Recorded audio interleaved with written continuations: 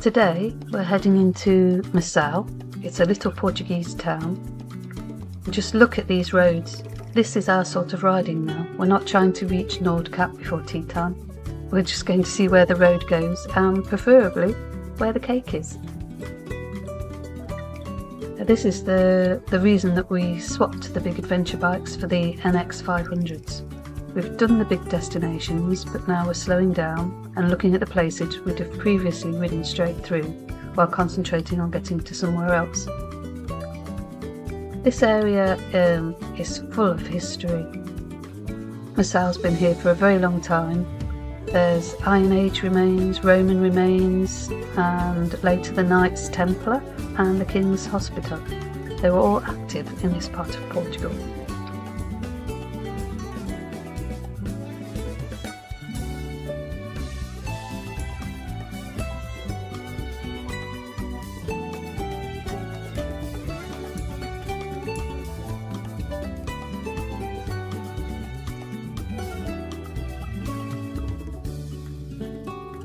So Mação itself grew up from a small settlement associated with the castle at Belver. It's a beautiful view. I'll put it in another video later on. It's a bit touristy for now. So by the Middle Ages it was important enough to receive a charter from Queen Saint Isabel, wife of King Denis, and another charter from King Pedro I in 1355. So it survived Romans, medieval kings, several centuries of Portuguese history, and now two British people on Hondas have turned up with a GoPro. But I'm sure the town will cope.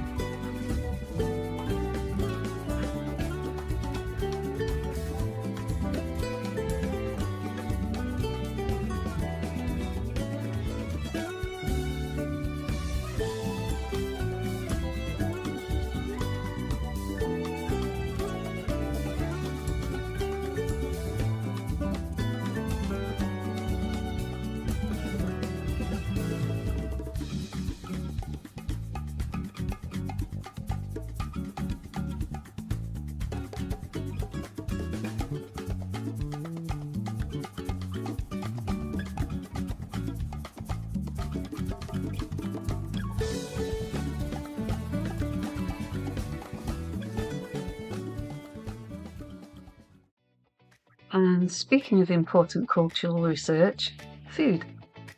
Mação is particularly associated with cured meats and presunto. The wider Mação area became an important centre for Portuguese ham production and small-scale presunto production and has been part of the local economy for generations, which means that technically stopping for lunch isn't us being greedy, it's historical research, and we take our responsibility very seriously. And if historical research happens to come with chips, that's simply fortunate.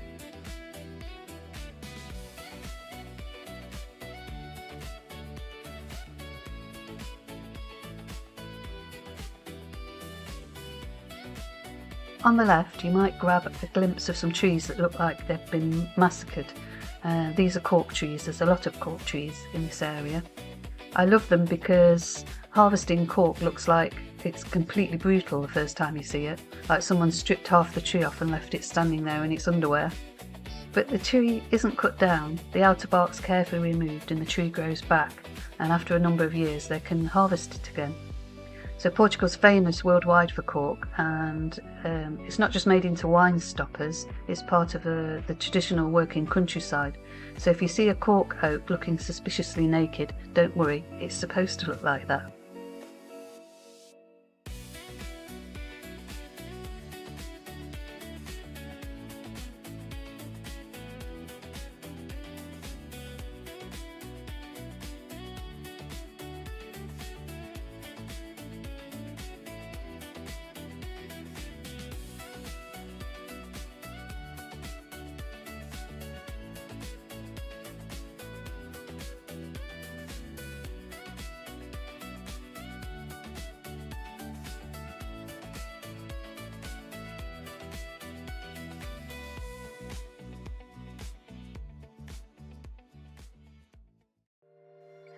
You're riding along and then you get little things like this, a fountain decorated in those unmistakably Portuguese blue tiles. This is one of the things that I love about riding slowly through little Portuguese towns. Something that could have been purely practical, somewhere to collect water, becomes beautiful. Long before everybody had water coming in the tap in their homes, fountains like these mattered. They were where people collected water, watered animals, washed things, and I strongly suspect found out about absolutely everything that everybody else in the village was doing. So basically, Facebook with buckets.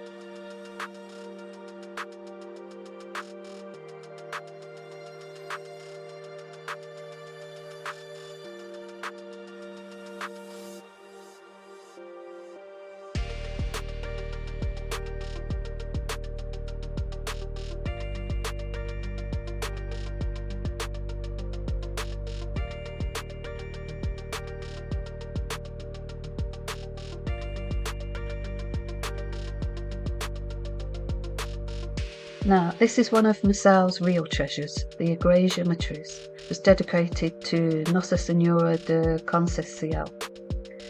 The church that's here today dates from the end of the 16th century. The date 1597 is carved over the main portal, and it was built during the reign of Philip I of Portugal, and inside there are 3 naves supported by Tuscan columns. There are 17th century pattern tiles, including panels depicting biblical scenes and later gilded woodwork. One of the tile panels is dated back to 1644. So these tiles have survived nearly 4 centuries, whereas I know mine at home would have fallen off by Tuesday. The church also survived a serious fire in 1715, which destroyed all the gilded altars and sculptures and all the other contents. So what you see today represents centuries of rebuilding, alteration and care. Mação has another lovely religious curiosity. At the nearby Miscordia church there's a 15th century stone image of Santa Maria de Mação, and apparently she holds the baby Jesus on her right arm rather than the more usual left. It's a tiny detail, but it's precisely why we're doing these journeys. You can ride through a town in 3 minutes or stop and discover that somebody's been noticing which arm a stone baby's been sitting on for about 500 years.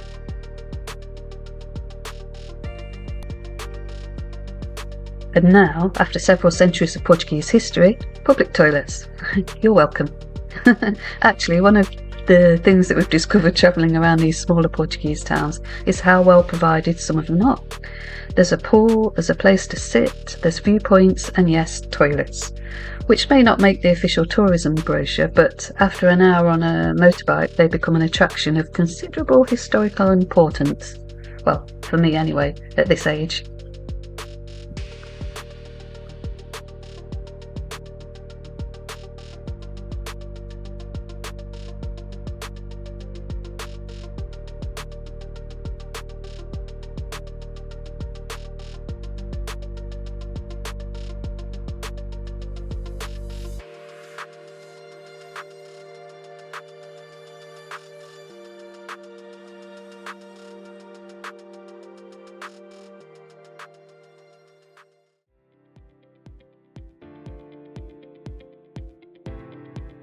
And so we're off again, over Portuguese cobbles. These are extremely attractive, they are traditional, they are historic, and on a motorbike they rearrange your internal organs alphabetically. There are smooth roads, there are rough roads, and then there's Portuguese method of checking whether your fillings are fitted properly. But we've spotted a calf, so all's forgiven.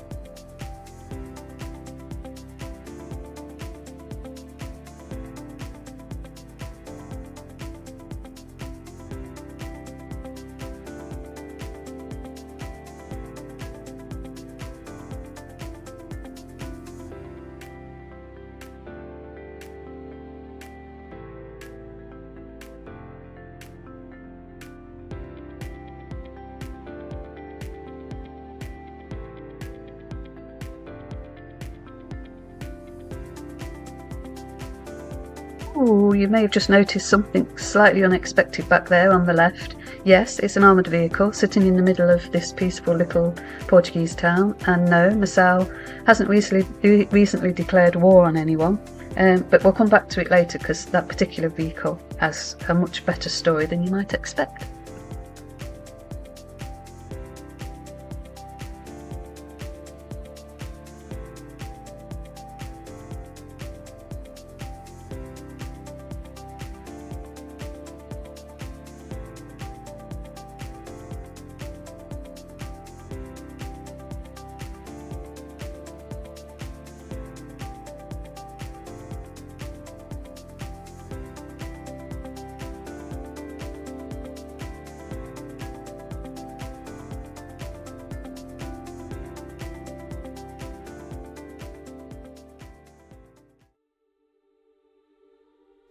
This is Mação's main square, and here the town's more recent history becomes much more serious.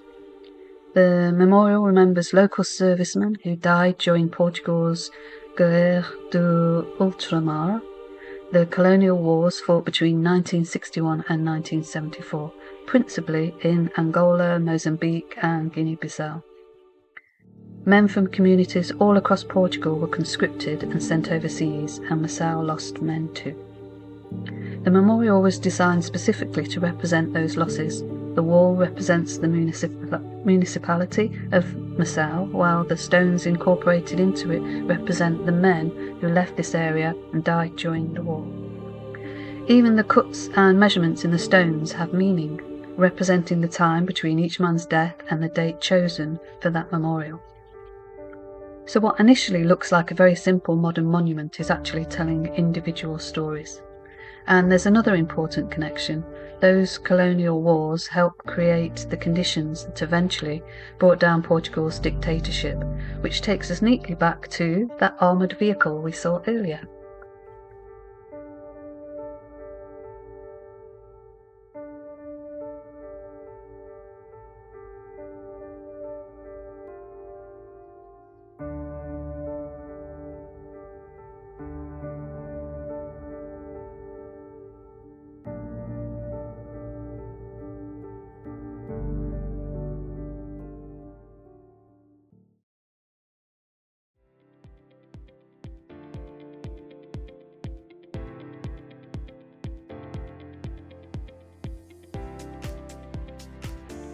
More cobbles because we didn't have enough the first time, and I've cut the sound out because there's an awful rattling sound, and it's not the NX, it's my back. Ooh, a wall with a window and door on an island. Nice. No idea what it is, can't find anything about it. Sorry. Right, the tank, except technically it isn't a tank. And I apologise now for my pronunciation because it's going to be terrible all the way through this, and it's quite an important piece of information, I think. So this isn't a tank, it's a Scenic, a Portuguese armoured vehicle, and this particular one has been turned into a work of art by Antonio Calaco, and it's called Palavra. And the name comes from palavra, which means word, and abril, which means April. And that's because it commemorates one of the most important days in modern Portuguese history, the 25th of April, 1974. So for nearly half a century, Portugal lived under authoritarian rule, first under Antonio de Oliveira Salazar, and later Marcelo Caetano. There was censorship, political repression, secret police, and Portugal became bogged down in a long colonial war in Africa. Then, on the 25th of April 1974, members of the Portuguese armed forces launched a coup. Armoured vehicles entered Lisbon, but instead of descending into a bloodbath that people might have feared, the regime collapsed remarkably quickly, and civilians came onto the streets, and according to the story that became the symbol of the revolution, carnations were placed into soldiers' rifle barrels, which is why it became known as the Carnation Revolution. If you have a look at the tank, you can see that somebody's put carnations in it. It ended the dictatorship and opened the way to democracy. So having an armoured vehicle sitting here isn't celebrating war, quite the opposite. Mação installed Palavra as a monument to freedom. And I rather like the name, a military vehicle called the Word of April, turning something designed for conflict into something that talks about freedom. It's quite clever, although slightly more meaningful than putting it on a roundabout and planting geraniums around it.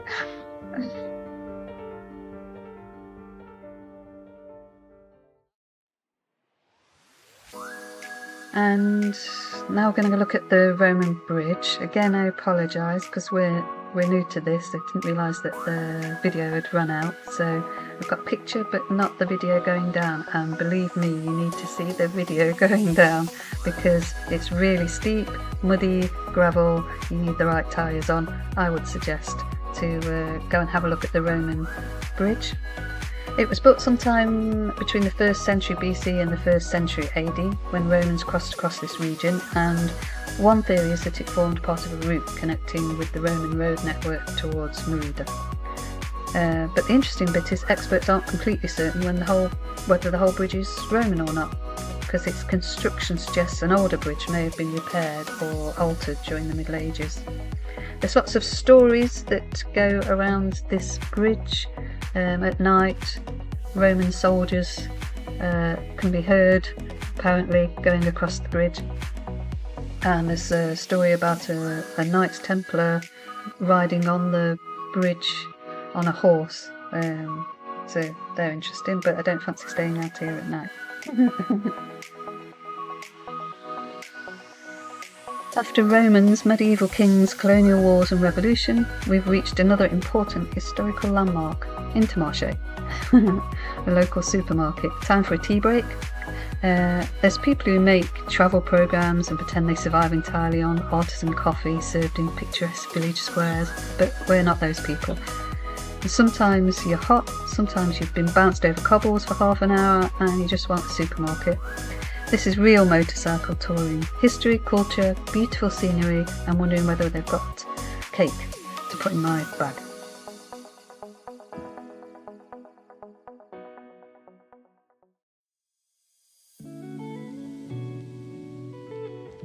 So, one more piece of history worth seeing, the Igreja de Misericordia, which dates back to 1550. Portugal's Misericordias were charitable religious brotherhoods, caring for the sick and poor and helping the communities, long before anything resembling a modern welfare system existed.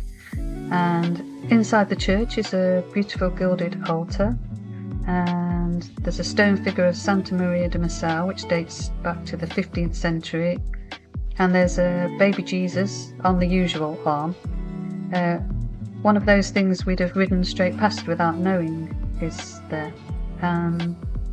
This is really the point of Scenic Throttle now. We're not collecting countries, we're collecting little stories. A church that survived a fire, a bridge that might have carried travellers to 2,000 years ago, a memorial where every piece of stone means something, an armoured vehicle turned into a symbol of democracy, and an ancient statue holding a baby on the wrong arm. Interesting, I think.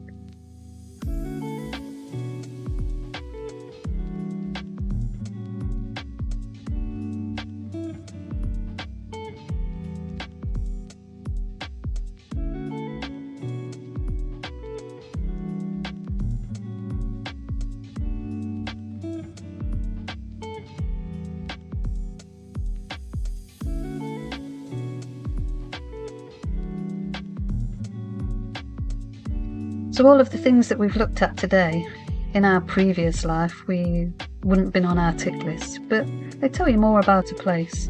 So that's Mação. We came looking for some nice roads and a little Portuguese town, and we found Roman medieval royalty, Cork, Presunto, a revolution, a mystery wall, several churches and enough cobbles to loosen every bolt on 2 Hondas, which for us is a pretty successful day out. And this is exactly what we're going to keep doing. Slower journeys, smaller places, and finding the stories that we never noticed when we were racing towards the next tick on the map. If you'd like to come along, we're Scenic Throttle 2, and we'll see you on the next road, preferably a smoother one.